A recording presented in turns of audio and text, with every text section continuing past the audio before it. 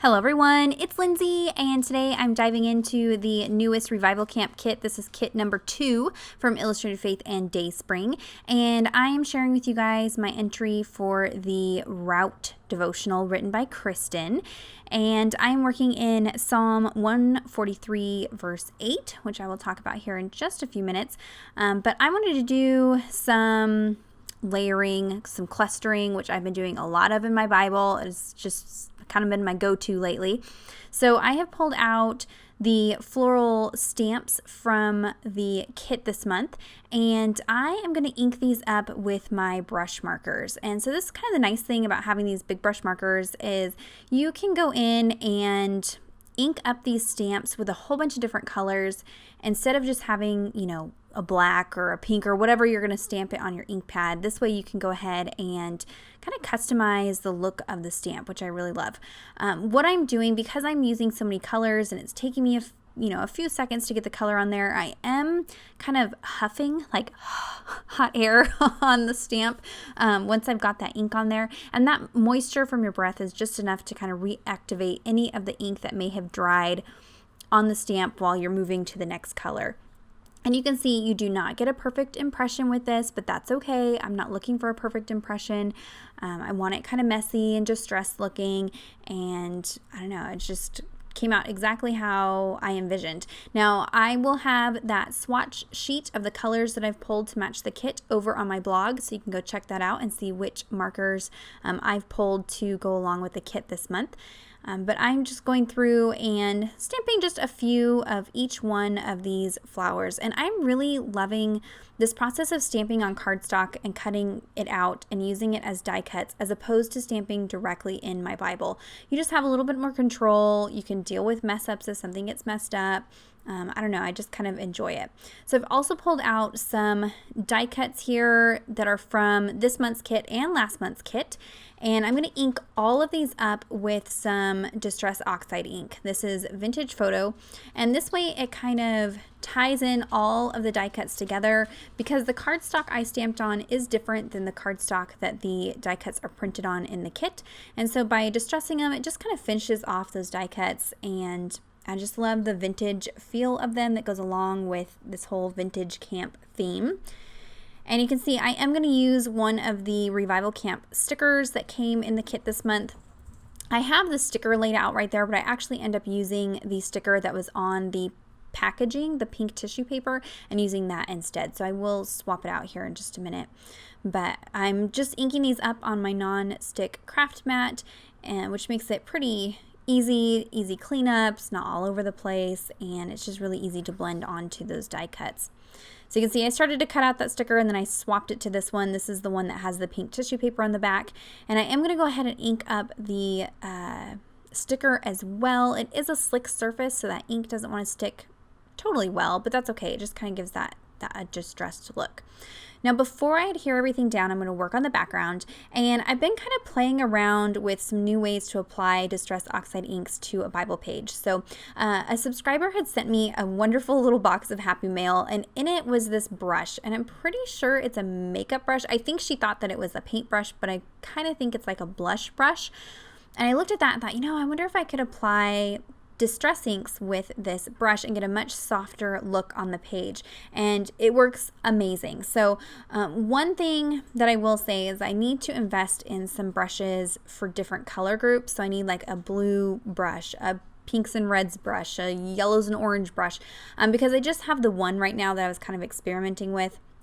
And you can see it does give a very, very soft look with this inks.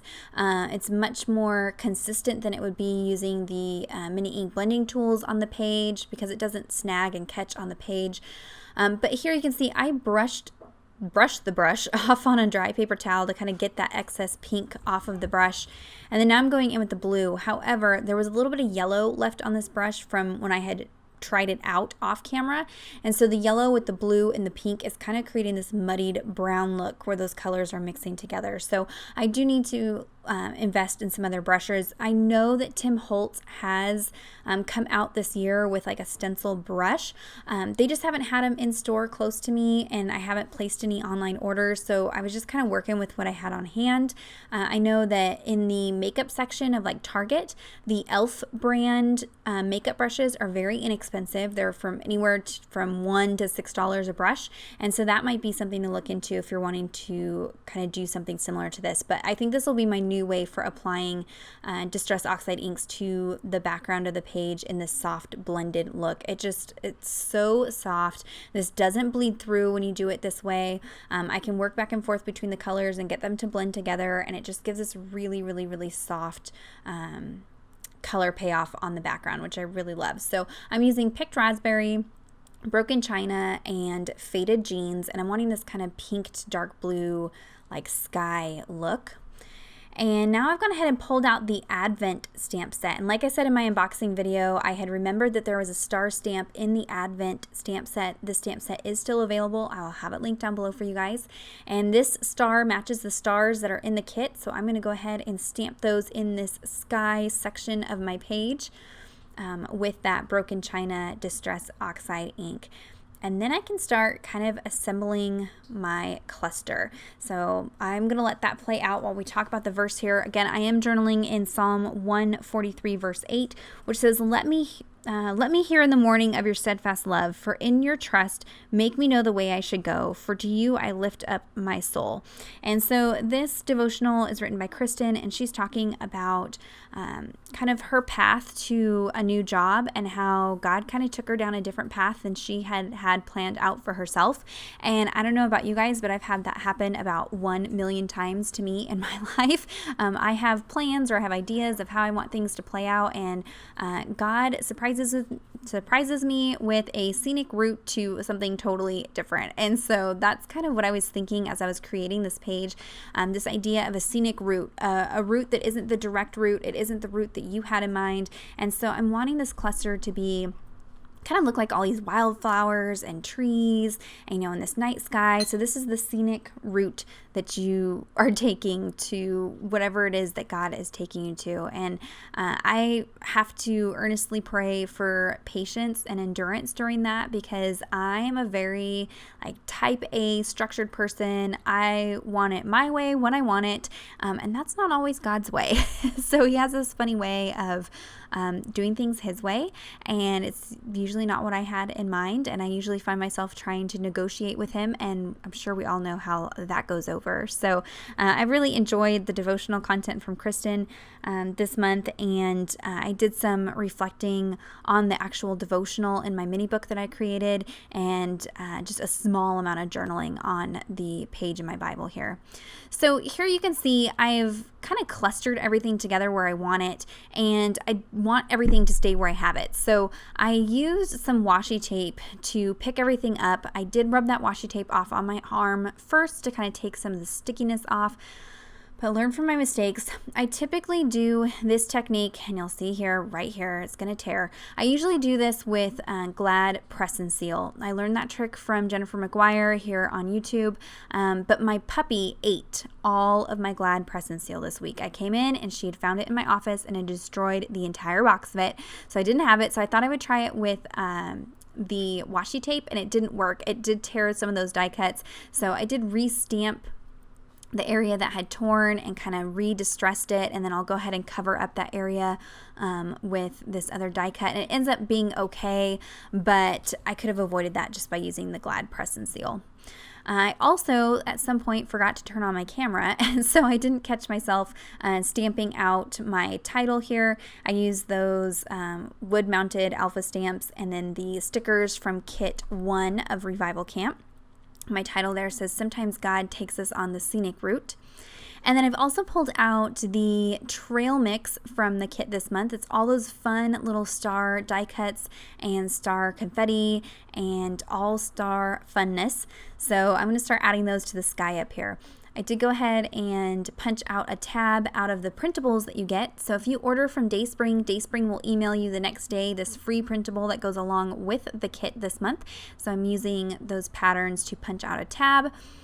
And then I did go ahead and turn my badges into clippies again this month, and since those are very heavy, I want to make sure I have a good amount of washi tape at the top of the page just to make sure that the page does not tear underneath that heavy badge tab. So I am adding last month's washi and this month's washi and kind of layering it up around that tab up there just to reinforce the top of the page. And then here I can bring in that tab. I will have that video linked down below, that Tip Tuesday showing how I made that tab if you're curious, and you can check that out. Go ahead and highlight the verse there, and then now I can stick down my fun little confettis. So don't forget to share in the Trail Mix Challenge. I think it's if_Trail Mix Challenge. Share the different ways that you're using the fun little trail mix that Shauna put together for this kit. So you get these 2 glittery punched out stars. And then I'll also go ahead and add some of that star confetti. I just love how this page came out. You are going to be seeing tons of that Distress Oxide background, I'm sure. I always do the ink smushing. This is going to be now my second go-to background, I'm sure.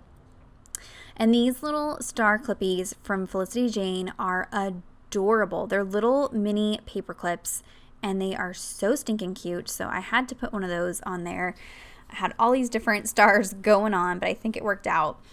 To attach the confetti, I'm going to use my Zig 2-way glue pen. Basically, this is like a ballpoint pen that has glue in it, and then I can take some eyelash tweezers and carefully attach down those little confetti pieces. So these are a little squirrely because they're pretty small, and some of my final photos, I laid it all out on the desk for the photo, and it does make a mess. So I saved some. I'm going to do a shaker pocket, I think, for one of my other entries is kind of my plan.